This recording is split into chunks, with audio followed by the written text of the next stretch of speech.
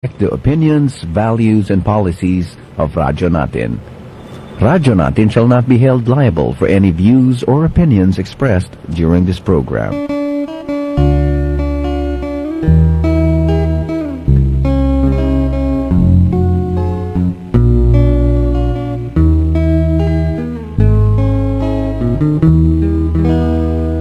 Sa Panginoong Hesus, ako'y nagtitiwala sa biyaya niya't habag. Buhay ko ay may kalinga sa pagsubok at lumbay. Naroon siya't dumaramay, ang Panginoo'y tapat kailan pa man.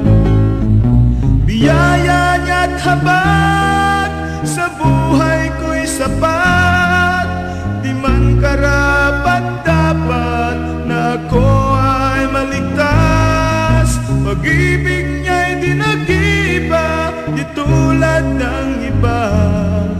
Ang Panginoo'y tapat kailan pa man. Kung ika'y nanlalamig at wala kang malapitan, para bang ang daigdig sa'yo'y nakapasan. Alalahanin mo sana na minamahal ka niya. Ang Panginoo'y tapat kailan pa man. Biyaya niya't habag sa buhay ko'y sapat, di man karapat dapat na ako ay maligtas. Pag-ibig niya'y di nag-iba, di tulad ng iba. Ang Panginoo'y tapat kailan pa man. Biyaya niya't habag sa buhay ko'y sapat, di man karapat dapat na ako ay maligtas. Pag-ibig niya'y di nag-iba, di tulad ng iba. Ang Panginoo'y tapat kailan pa man. Ang Panginoo'y tapat kailan pa man.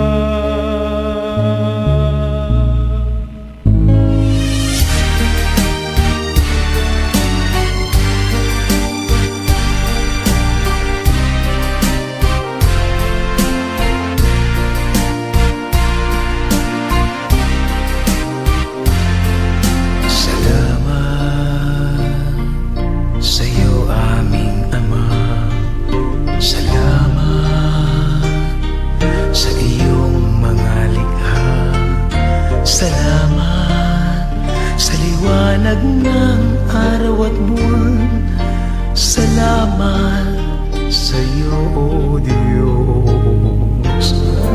Salamat, Panginoong Hesus. Salamat sa iyong pagliligtas. Salamat sa buhay na walang hanggan. Salamat, salamat sa iyo. Walang hanggang pasasalamat ang sa iyo'y aming sasanggitin. Maging sa huling sandali ng aming buhay, pasasalamat sa iyo'y walang hanggan.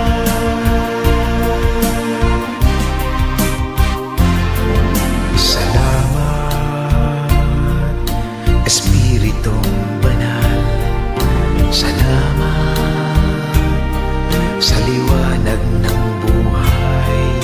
Salamat sa walang hanggang patnubay mo. Salamat sa iyo, Diyos. Salamat sa mga magulang ko. Salamat sa mga kapatid ko. Salamat sa lahat ng kaibigan ko. Salamat, salamat sa iyo. Walang hanggang pasasalamat ang sa'yo'y aming sasambitin. Maging sa huling sandali ng aming buhay, pasasalamat sa iyo'y walang hanggan.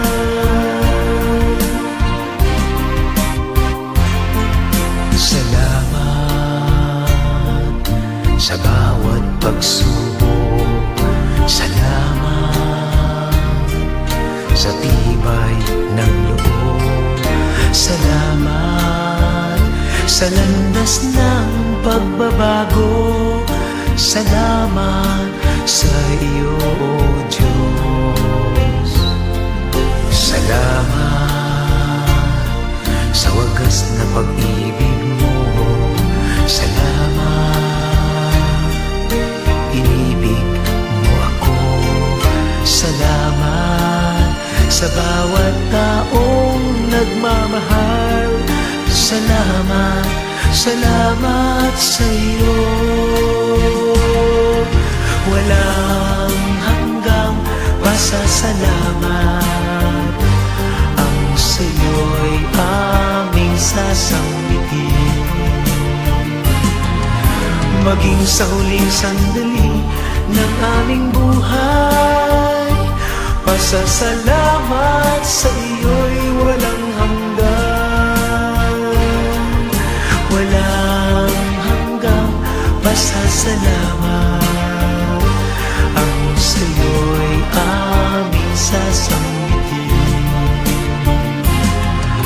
Maging sa huling sandali ng aming buhay, pasasalamat sa iyo, pasasalamat sa iyo, pasasalamat sa iyo'y walang hanggan. Walang hanggan.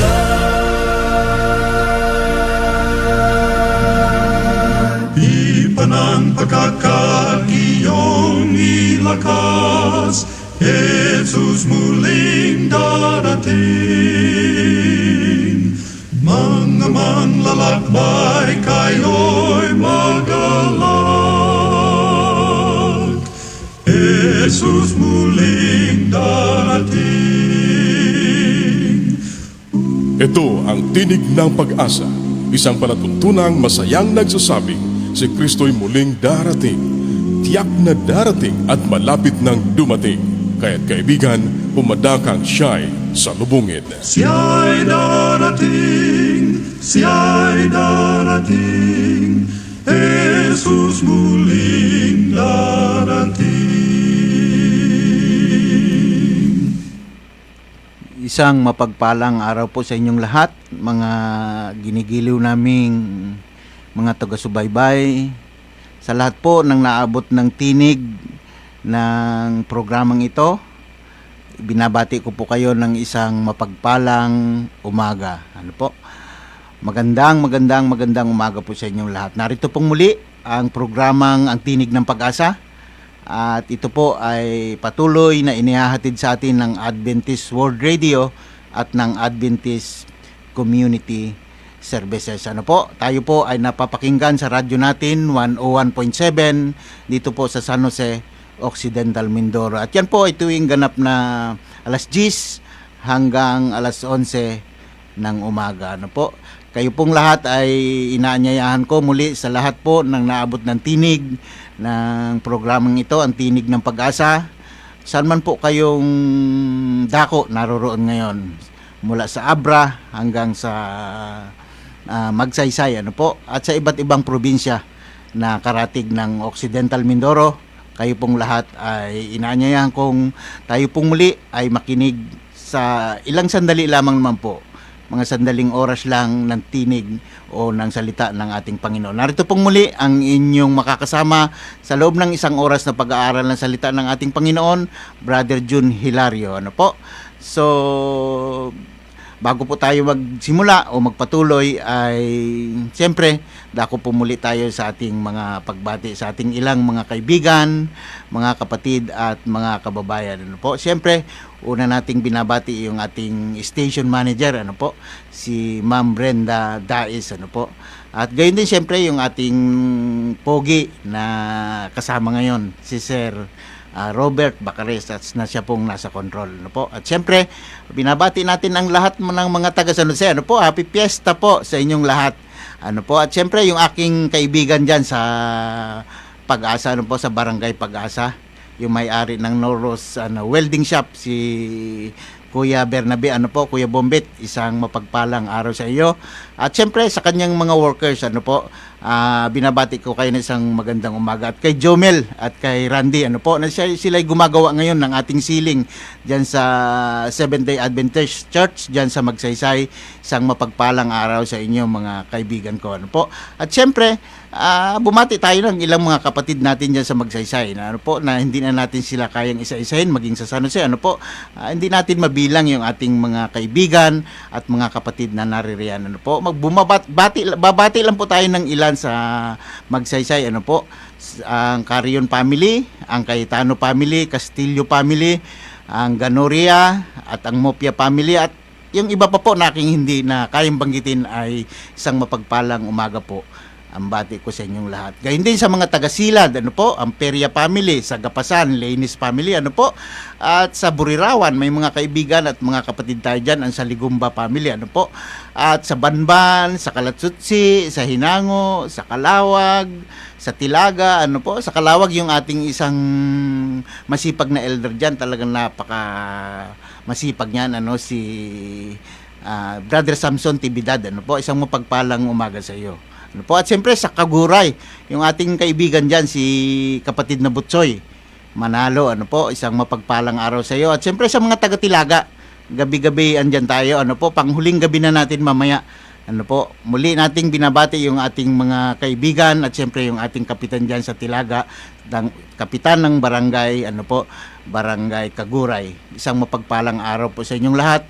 At kami patuloy na nagpapasalamat sa inyong pagsuporta sa aming ginagawang munting gawain dyan. Ano po? So, gayon din, binabati natin ang mga taga-Sablayan, ano po, taga-Kalintaan, taga-Rizal, at muli po sa lahat ng naabot ng tinig ng Pag-asa, ano po, kayo po ay binabati namin ng isang mapagpalang araw. Hindi ko na po kayang isa-isahin yung mga sityo at mga barangay na meron tayong mga kaibigan dito sa bayan ng San Jose, Kalintaan at sa iba pang mga bayan. Ano po? So bago po tayo magpatuloy sa ating paksa, nais ko pong i-announce ang ating magiging paksa ngayon ay may kinalaman po sa utos ng ating Panginoon. Ano po? Yung 10 utos ng ating Panginoon. Pero bago po tayo magpatuloy sa ating gagawing pag-aaral ay nais ko pong hilingan muli ang ating kaibigan na maghandog muna tayo ng isang awit para sa ating pagpapatuloy.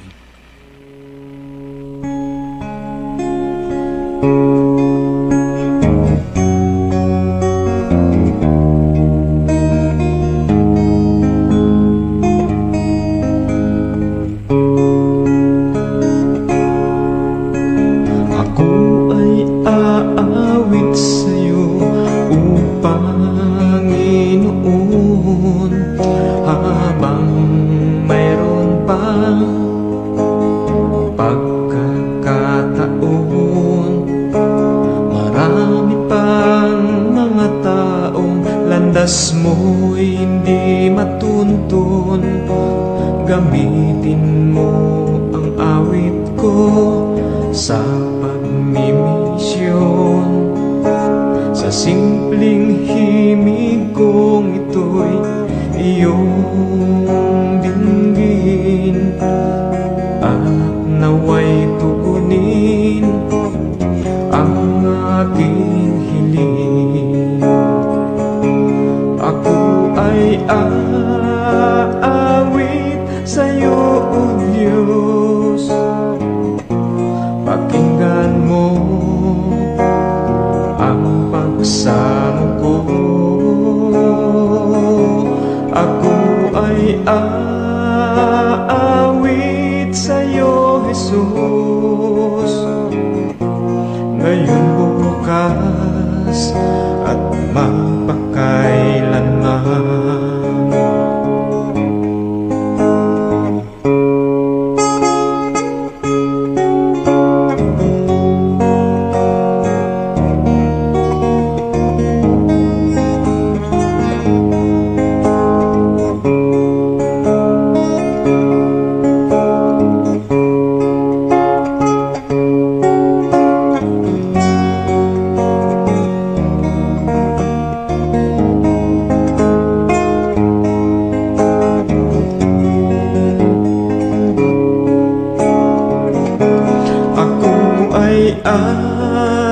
Aawit sa'yo, O Diyos, pakinggan mo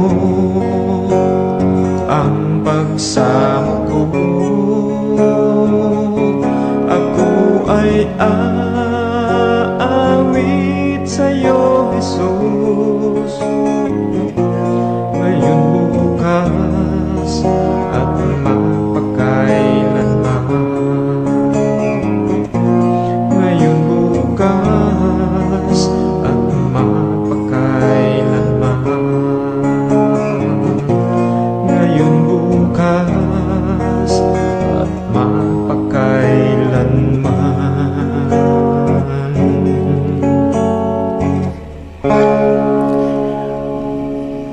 Maraming salamat sa mensahe ng awit. Tayo po ay magpapatuloy na sa ating gagawing pag-aaral. Ang ating pong paksa ngayong umaga sa mga kabubukas pa lang po ng kanilang mga radyo ay ang 10 utos. Ano po?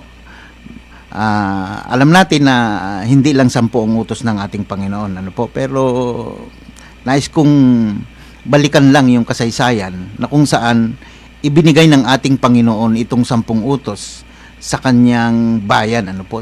Walang iba siyempre kundi sa bansang Israel. Nais ko lang balikan natin, sulyapan natin ng kaunti yung kasaysayan o yung historical background ng bansang Israel nung sila ay maalipin doon sa Egypt. Ano po? Siguro sa pagkakataong ito ay hindi natin kayang tapusin itong gagawin nating pag-aaral. Ano po? Pero sa susunod na Biyernes, loobin nawa ng Panginoon ay maipagpapatuloy natin ang ating paksang ito, ang ating pag-aaralan. Ano po? Nais kong kayong dalhin sa isang kasaysayan na kung saan ang mga anak ni Israel sa pangunguna ni Moises ay nakarating sila doon sa bundok na tinatawag na Sinai. Actually, hindi talaga sila payagan ni Pharaoh na palayain, ano po, na makalabas sa bansang Egypt sapagkat napakalaking kawalan sa kanila, ano po, sapagkat ang bilang nila ay milyon, ano po, napakarami. At sila ay yung mga manggagawa, ano po, sila ay alipin ng bansang Egypt, ano po. At sa madalit sabi, ay inutusan ng ating Panginoon si Moses na i-guide o palabasin yung kanyang bayan doon sa bansang Egypt at inutusan siya na pumunta kay Pharaoh, ano po, para sabihin sa Paraon na kailangan ng palayain niya yung bayan ng ating Panginoon doon sa Egypt sapagkat nais ng Panginoon na sambahin siya doon sa kanyang ipinangakong lupa. Ano po, yung mga lupain na kanyang ipinangako, yung promised land sa kanilang ama na si Abraham, ano po. At nung sila ay makarating, ano po, doon sa bundok ng Sinai na tinatawag, ang sabi dito sa chapter 19 verse 1 ng Exodo ay ganito. Ating pakinggan, mga kapatid. Sa 3 buwan, pagkatapos na ang mga anak ni Israel ay makaalis sa lupain ng Ehipto, ay dumating sila ng araw ding iyon sa ilang ng Sinai. Ano po? Pagkatapos na bigyan ng ating Panginoon ng matinding salot yung bansang Egypt, para makalabas lang sila, natatandaan natin, balikan natin yung sandali, ano po, na ginawa ng Panginoon yung lahat ng tubig sa buong Egypt na maging dugo. Pero sa dami ng salot na ipinadala ng ating Panginoon ay talagang hindi natinag si Paraon. Ano po? At yung panghuling-huling salot ang kumbaga nakapagbigay ng ng matinding impact sa kanya para palayain niya sila sa pagkaalipin. Ano po? Yung patayin ng ating Panginoon yung lahat ng mga panganay, mga anak na panganay, maging sa hayop, sa kanilang mga hayupan, sa mga baka, kalabaw, etc., sa mga asno, at maging sa mga tao. Ano po, lalong-lalo na nung namatay yung panganay na anak ni Paraon, na siya sanang magiging susunod na magiging Pero. Ano po? At nung 3 buwan, ay dumating sila sa kanilang paglalakbay. Alam po ninyo, ayon dito sa talata, ayon sa pag-aaral, mula doon sa Egypt, papunta ng bundok ng Sinai, ay humigit kumulang, kung hindi ako nagkakamali, ay mga 450 to 500 kilometers. Ano po? So, imagine niyo, halimbawa, maglalakbay kayo galing ng Kalapan hanggang sa Abra de Ilog. Wala pa halos siguro, kung lalakarin natin yan, ay talagang sa layo na yan. At ang estimate ko ay nasa almost 500 kilometers. Ano po, mga kaibigan? So, 3 buwan nilang nilakad yon. Ang sabi nga ay sa 3 buwan, ano po, pagkatapos na sila ay palayain doon sa Egypt ay nakarating sila sa bundok ng Sinai. At anong nangyari? Kasi ang purpose, kaya sila ay paaalisin na ng Panginoon doon, o palalayain na sila sa kanilang pagkaalipin, ay para ibigay sa kanila yung pangako na ipinangako ng ating Panginoon sa kanilang amang si Abraham. Ano po? Yung promised land doon sa Kanaan. At pagdating nila doon sa bundok ng Sinai, ay ganito ang nangyari. Sa chapter 19 pa rin po ng Exodo, verse 3. At sinabi, at si Moises ay lumapit sa Diyos. At tinawag ng Panginoon siya mula sa bundok na sinasabi, ganito ang sabihin mo sa sangbahayan ni Jacob at saysayin sa mga anak ni Israel. Inyong nakita ang ginawa ko sa mga Ehipsyo, na kung papaanong dinala ko kayo sa mga pakpak ng agila at kayo'y inilapit ko sa akin din. Verse 4, verse 5. Kaya't ngayon, kung tunay na inyong susindin ang aking tinig at iingatan ang aking tipan, ay magiging isang tanging kayamanan nga kayo sa akin nang higit sa lahat ng bayan sa lupa, sapagkat ang buong lupa ay akin. Ano po? So, dito sa tagpong ito, ay nais makipagtipan ng ating Panginoon sa kanyang bayan o sa bansang Israel. Ano po? At ang kanyang ginamit na mediator o tagapamagitan sa kanyang bayan at sa Diyos at sa kanya ay si Moses. At ang sabi ng ating Panginoon, Moses, ngayon, kung talagang susundin nyo ang aking tinig at magiging masunurin kayo sa akin, kagaya ng inyong amang si Abraham at si Jacob, ay pagpapalain ko kayo, kagaya ni Abraham. Hindi kayo makakaranas ng mga pagkakasakit. Ilalayo ko kayo sa mga salot. At yung inyong mga triguhan, yung inyong mga pananim ay hindi yan kung sa atin ngayon ay dadapuan ng harabas. Yung inyong mga sibuyas, yung inyong lahat ng pananim ay hindi yan sasalutin. At kayo ay magiging isang pinakamayamang bansa sa buong sanlibutan. Ano po?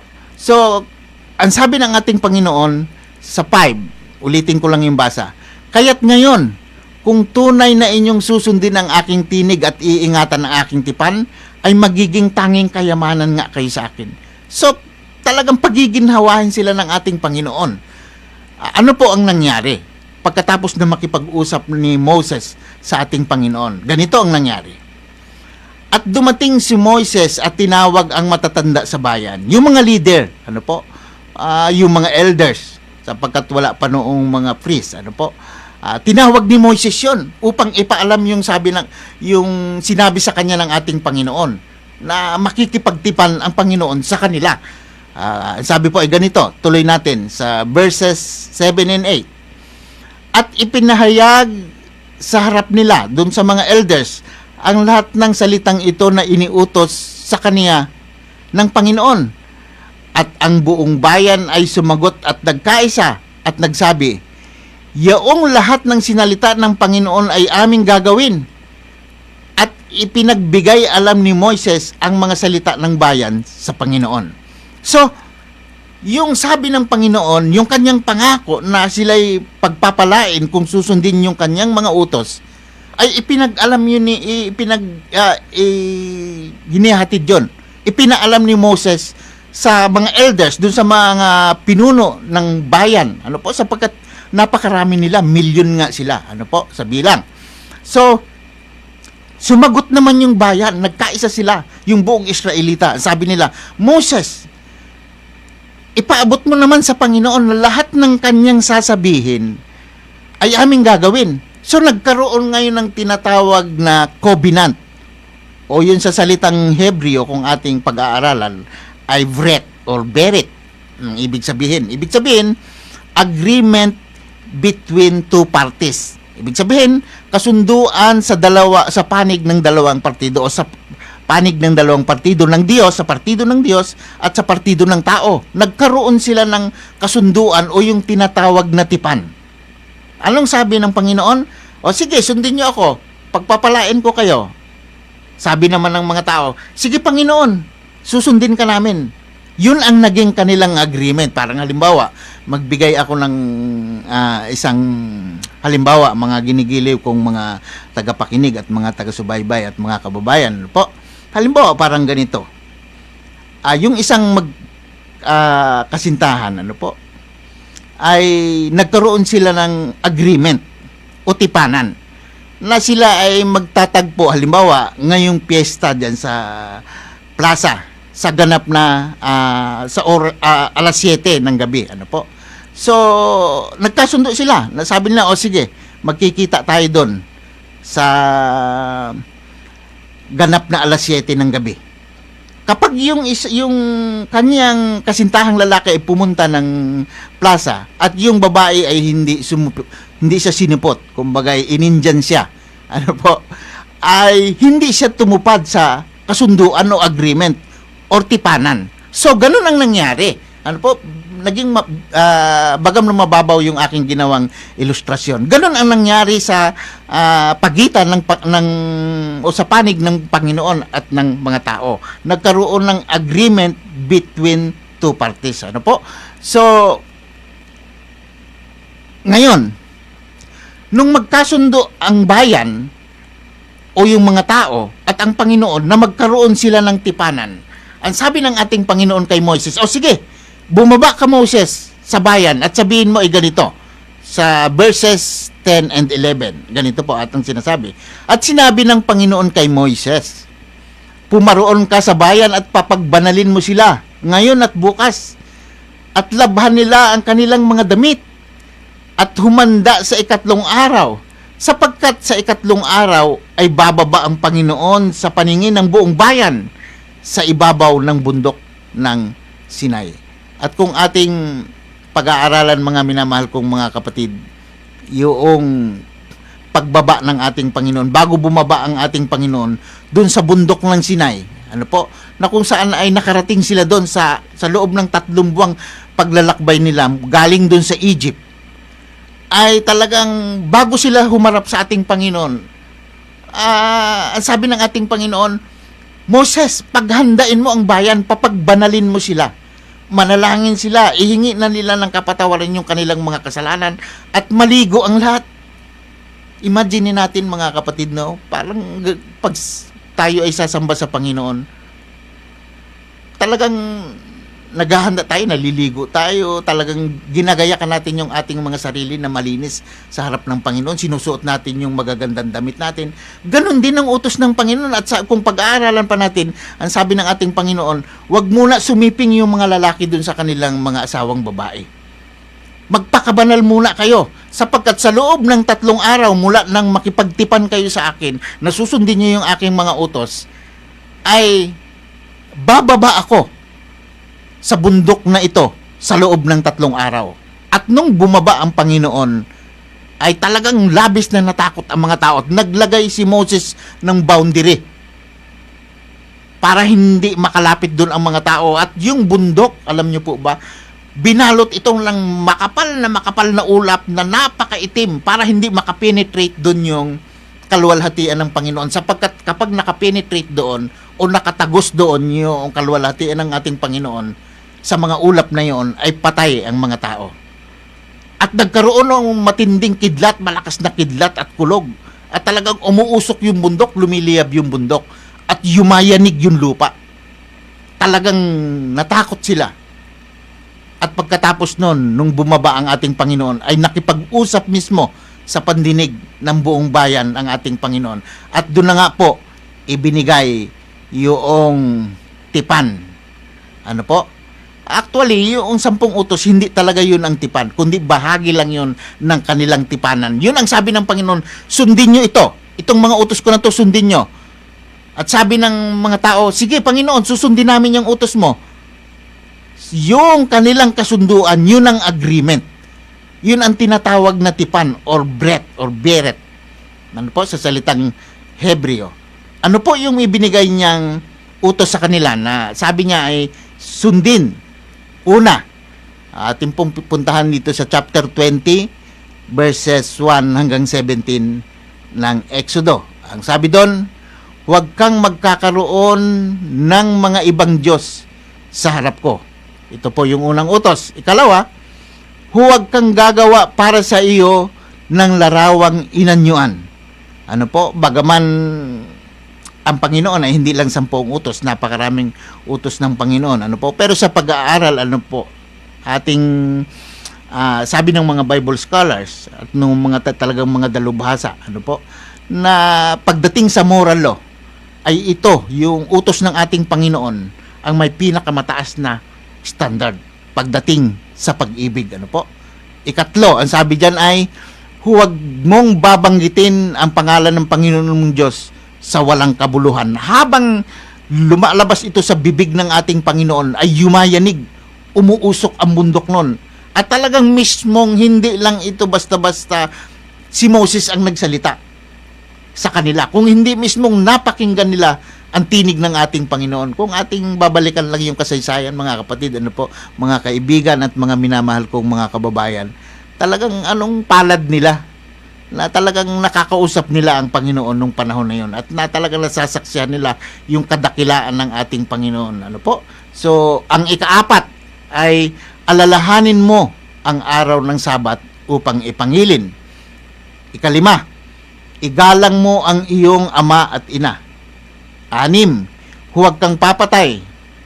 Huwag kang mangangalunya. 7, huwag kang magnanakaw. 9, huwag kang magbibintang sa iyong kapwa. At ang 10, mga kapatid, mga minamahal kong mga kababayan, ay huwag mong iimbutin ang bahay ng iyong kapwa. Ito yung mga utos na talagang sa bibig mismo ng ating Panginoon nadinig ng kanyang buong bayan. At alam po ba ninyo, mismong ang Diyos ang nagsulat ng mga salitang ito. Ito yung kauna-unahang utos ng ating Panginoon na natala sa kasaysayan na mismong ang Diyos ang nagsalita at nagsulat sa 2 tapyas na bato. Napaka-importante, napakahalaga nitong utos na ito. At akin nga pong uulitin muli, ayon sa mga dalubhasa, nag-aaral tungkol sa batas ng pag-ibig, ang may pinakamataas na standard pagdating sa pag-ibig ay walang iba kung hindi ang utos ng ating Panginoon. Ito yung moral law na tinatawag na universal law. Ibig sabihin, pag sinabi nating universal law, applicable ito sa lahat ng panahon at lahat ng mga tao. Ano po? So bago po tayo magpatuloy sa ating ginagawang pag-aaral, ay makakarinig po muna tayo muli ng isang awit na hinihiling natin o i-request natin kay Sir Robert.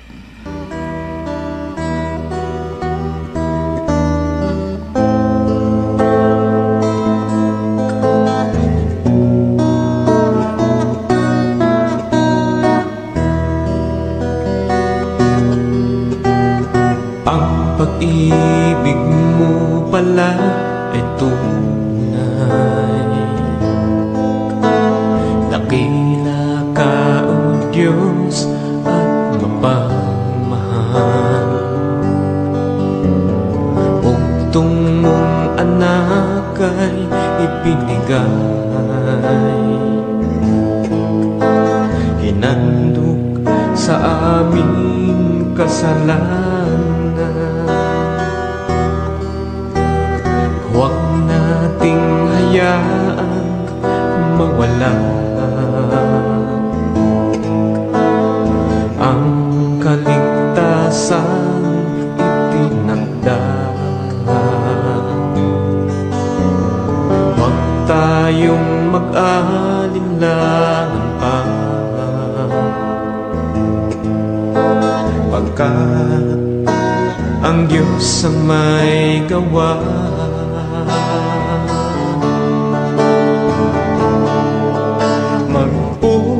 Magpuri ka sa Kanya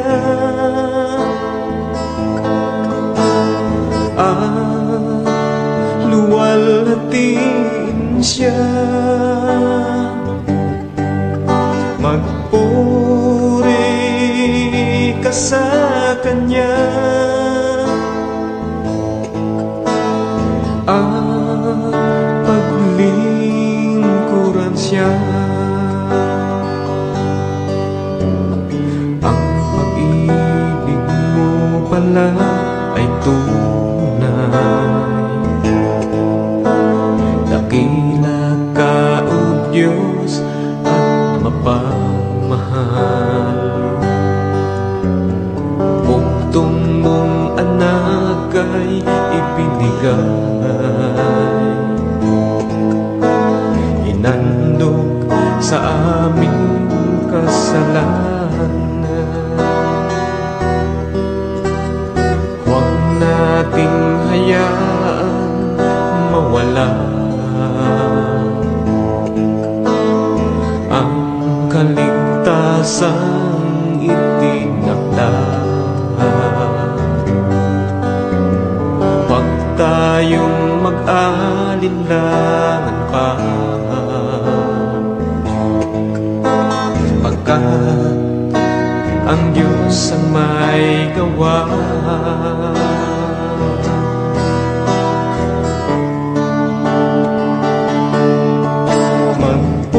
Magpuri ka sa Kanya at luwalhatiin Siya. Magpuri ka sa Kanya at paglingkuran Siya. Magpuri ka sa Kanya at luwalhatiin Siya. Magpuri ka sa Kanya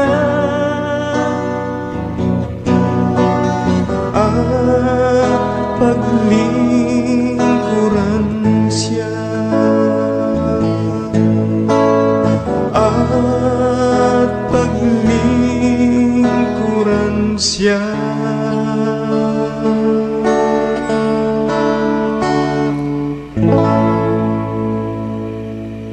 Maraming salamat po sa mensahe ng awit na paglingkuran natin. Ang sabi doon, paglingkuran po natin ang ating Panginoon na siyang dakilang lumikha sa bawat isa sa atin. Ano po, doon sa mga kabubukas lang ng radyo muli, ang atin pong pinag-aaralan ay may kinalaman sa utos ng ating Panginoon. Ano po, yung 10 utos ng ating Panginoon.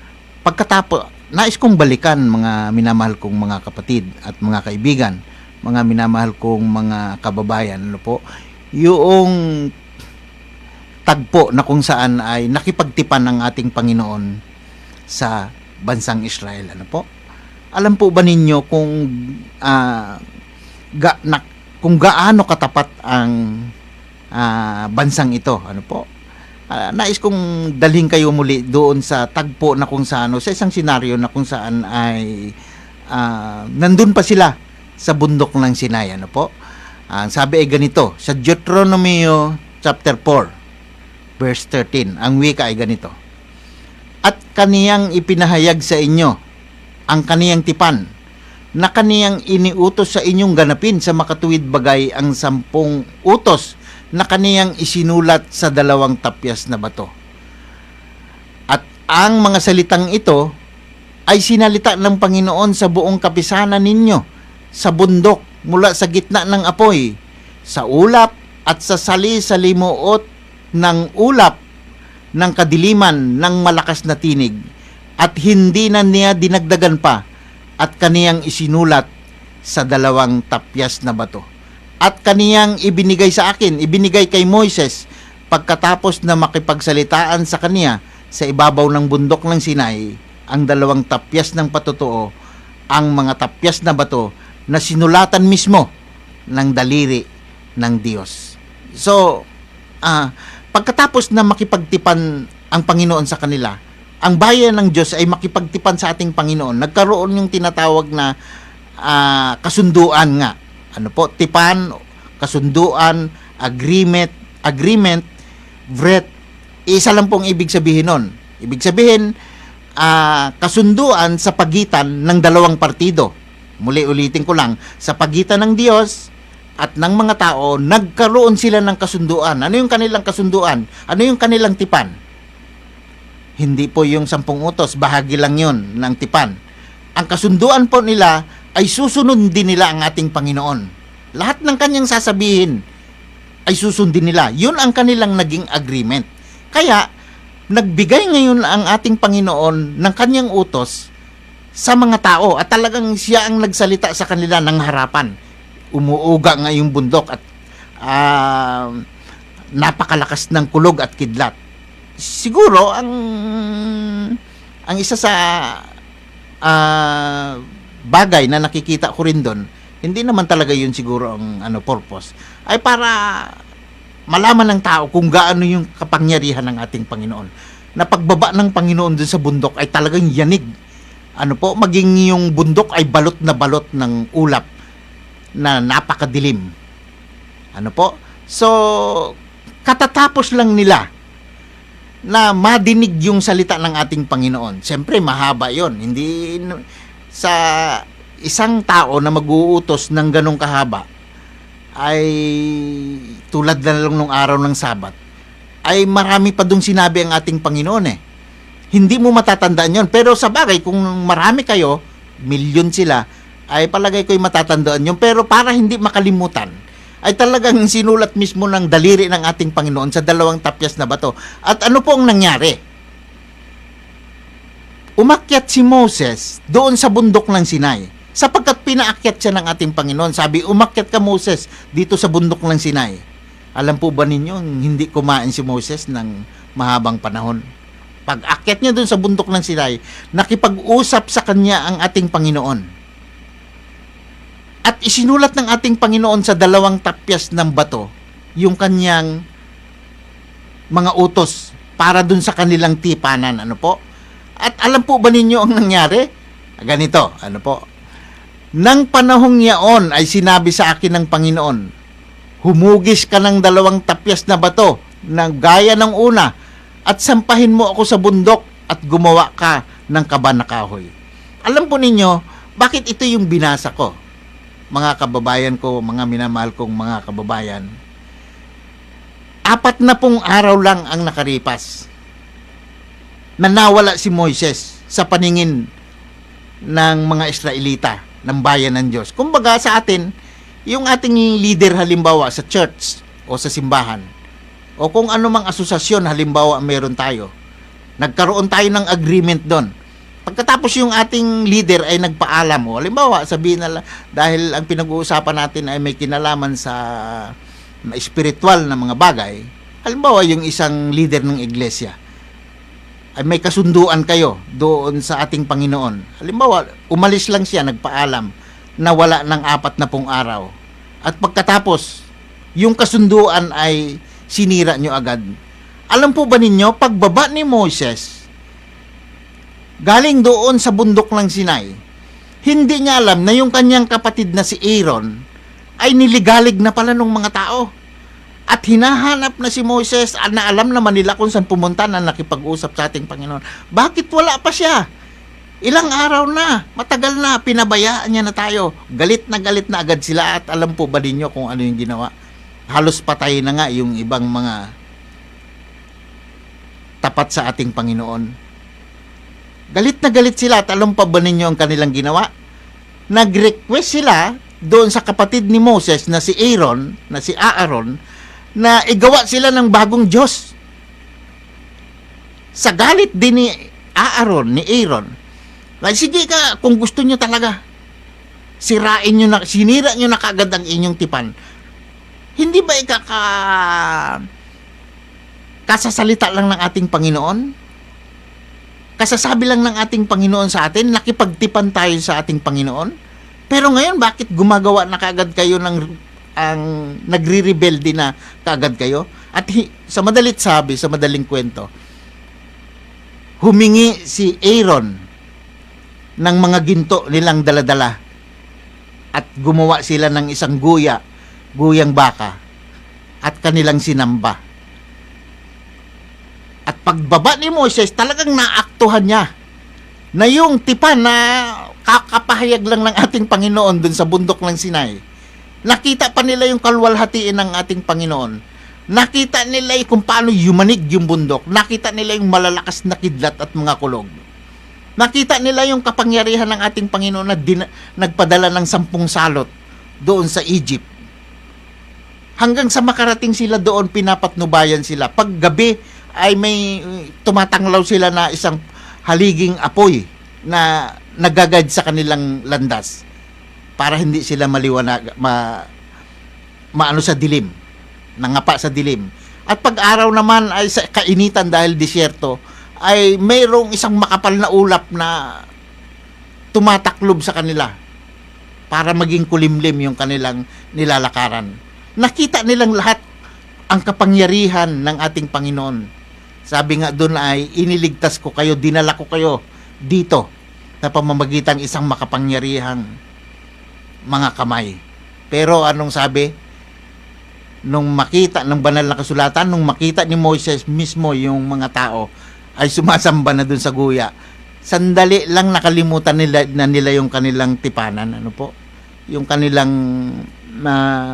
pangako sa Panginoon na talagang susundin lang ang ating Panginoon. Sabi ng Panginoon kay Moises ay, basahin ko, Deuteronomy chapter 10 verses 1 and 2. Nang panahong yaon ay sinabi ng Panginoon sa akin, humugis ka ng 2 tapyas na bato na gaya ng una, at sampahin mo ako sa bundok at gumawa ka ng isang kaban ng kahoy, at aking ususulat sa mga tapyas ng bato ang mga salita na nasa una sa mga tapyas na iyong binasag at iyong isilid sa mga iyan. So nakita natin doon na talagang sa galit ni Moises, yung utos ng ating Panginoon na daladala niya na lang number 1 pa naman doon ay sabi ay huwag kang magkakaroon ng ibang mga Diyos sa harap ko. Mantakin mo mga kapatid, mga minamahal kong mga kaibigan. Pagkatapos lang nila makipagkasundo sa ating Panginoon, ilang araw lang ay talagang hindi sila natakot. Talagang napakalakas ng loob nila para suwayin kaagad ang ating Panginoon sa madaling panahon lang. Tayo nga ngayon, kung ating talagang sasariwain lang yung pangyayaring yun, i-apply din natin sa ating mga buhay. Tulad po nung aking nabanggit, ay medyo mahaba-haba po itong ating paksa sapagkat binalikan natin yung mga kasaysayan, yung ilang mga tagpo, senaryo na kung saan kung paano napakahalaga nung utos ng ating Panginoon na tayo'y naniniwala. Marahil yung iba'y maitatanong na kung ito bang utos ng ating Panginoon na ito na talagang sinulat niya sa 2 tapyas na bato ay dapat pa nating sundin. So ayun, so nakita natin na kung paanong sa ating mga buhay may i-apply din natin noong tayo ay mabautismuhan. Doon nakikipagtipan ng ating Panginoon eh. Doon niya isinusulat sa ating mga puso yung kanyang kautusan eh. Doon bumababa yung banal na espiritu.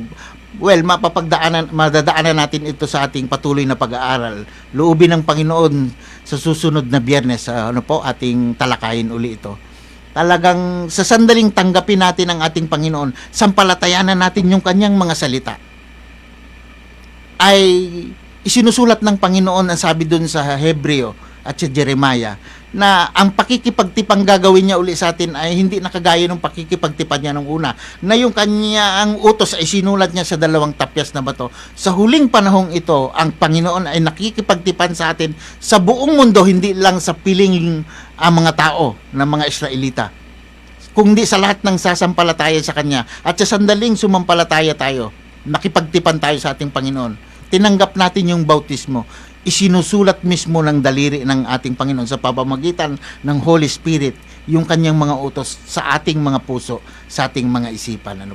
So sa ating pagtatapos, nawa ay yung konting mensahe ng ating Panginoon o yung mensahe ng ating Panginoon sa mga sandaling ito sa bawat isa sa atin ay nagbigay ng inspirasyon, nakapulutan natin ng kahit konting aral, at sa ating pagpapatuloy na pag-aaral na gagawin sa susunod na Biyernes, ay muli ko po kayong inaanyayahan, mga minamahal kong mga kababayan at mga kapatid, na tumutok po uli kayo tuwing alas 10 hanggang alas 11 ng umaga. Dito lang po yan sa 101.7 radyo natin, San Jose Occidental, Mindoro. At bago po ako tuluyang magpaalam, ay makakarinig po muli tayo ng isang awit.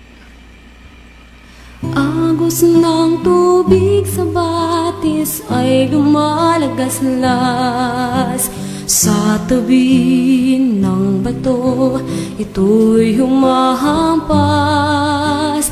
Batis na walang tigil sa pag-agos na kung saan marami ang nabubuhay, marami ring namamatay. Agos ng batis sa buhay ng tao, tumatakbo sabay nito sa dagat na wagas ang tungo. Buhay natin sa Diyos nang galing sa Diyos mo rin itagubilin. Gamitin mong pagpapala sa buhay ng iyong kapwa.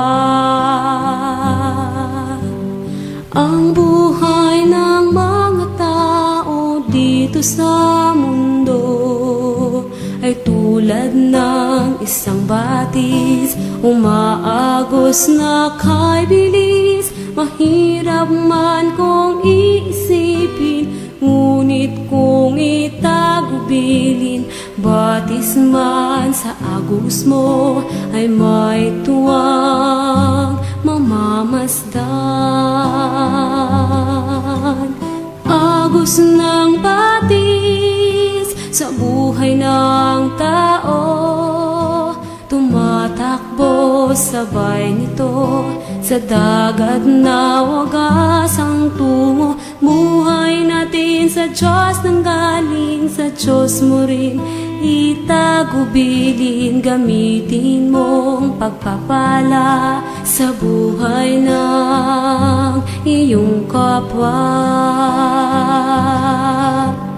Agos ng batis sa buhay ng tao, tumatakbo sa Pansamantalang magpapaalam na sa Himpapawid, at kayo po ay patuloy na pinaglilingkuran ng programang Ang Tinig ng Pag-asa, at ito po ay nihahatid sa atin ng Adventist World Radio at ng Adventist Community Services. Narito pong muli ang inyong nakasama sa loob ng isang oras, Brother June Hilario, na nagsasabi po na ang may salita ng buhay ay may pag-asa sa buhay.